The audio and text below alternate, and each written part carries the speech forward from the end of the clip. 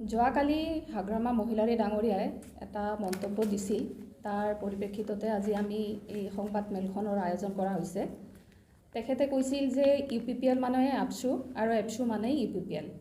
তে মই এই কথাখিনি ক'ব বিচাৰিছোঁ, এই কথাটো একেবাৰে ভিত্তিহীন আৰু মূল্যহীন কথা। একচুৱেলি তেখেতৰ মই ক'ব খোজোঁ যে তেখেতৰ মানে ৰাজনৈতিক দল সম্পৰ্কে আৰু কিহৰ জাতীয় সংগঠন সম্পৰ্কে একেবাৰে নলেজ নাই।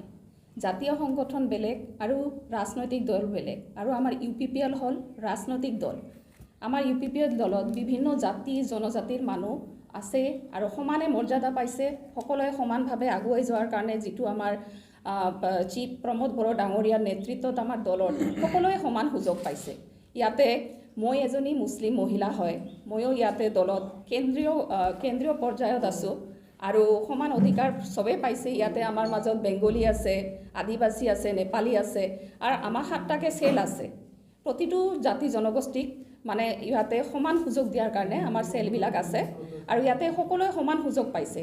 একচুৱেলি মই ভাবোঁ তেখেতৰ মতিভ্ৰম হৈছে, কাৰণ তেখেতে UPPLৰ উত্থান চাই মানে কি ক'ব কি নক'ব নিজেই গম নাপায়, আবুল তাবুল বকি আছে।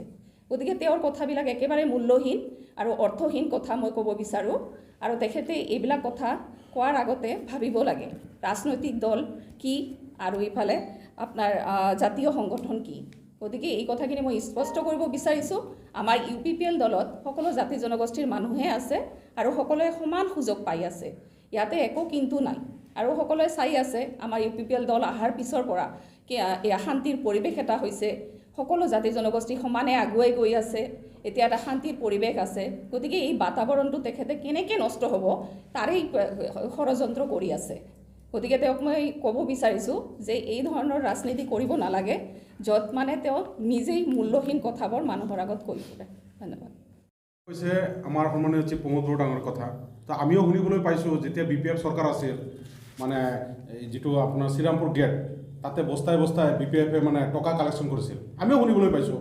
তো আজি তেওঁলোকে কিহৰ ওপৰত ভিত্তি কৰি তাৰ মানে এনেকুৱা কথাবিলাক কৈ আছে, আৰু লাষ্টত যেতিয়া সাংবাদিক বন্ধুসকলে সুধিছে তেখেতক, মই নাজানো। তেখেতে তাৰমানে কেনেকুৱা ধৰণৰ বক্তব্য ৰাখিছে, মই সেইটোৱে ক'ব বিচাৰিছোঁ যে এজন তেখেতে প্ৰাক্তন BTR-ৰ চিফ, BTC চিফ, আৰু তেখেতে যদি এনেকুৱা উপলঙা মন্তব্য ৰাখে সেইটো মানে ভাল নহয় বুলি ভাবোঁ। তো শুনা কথা আৰু মানে দেখা তাতে বহুত পাৰ্থক্য থাকে। তো আমি 17 বছৰে তেওঁলোকে বস্তাই টকা ভৰাই লৈছে চিণ্ডিকেটৰ পৰা তোলা বুলি আমি শুনিছোঁ।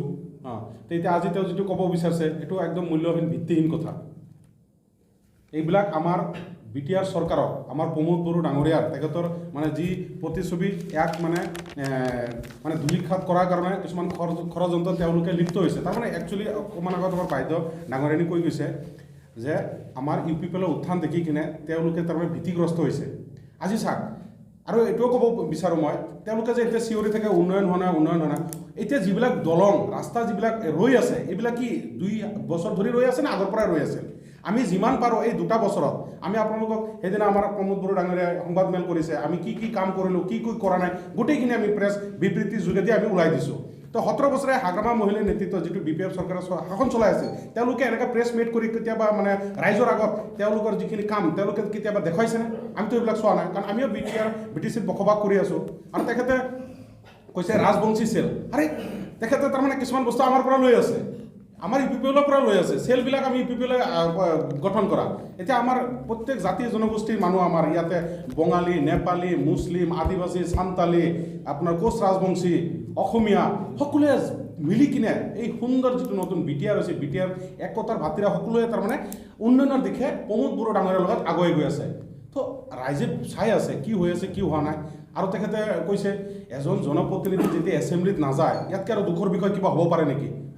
তেখেতে কিবা এটা কৈছে কিয় যাব? আৰে সেইটো তেখেতে নিজে চিন্তা কৰক, বিবেচনা কৰক।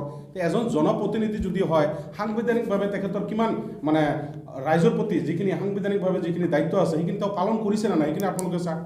তো এইবিলাক ভিত্তিহীন, মূল্যহীন, কাৰণ আমাৰ UPPLৰ উত্থান দেখি তেওঁলোকে মানে ভীতিগ্ৰস্ত হৈছে। তাৰ কাৰণে এইবিলাক তেখেতে মানে বিভিন্ন সভাই সমিতিত গাই পৰি আছে।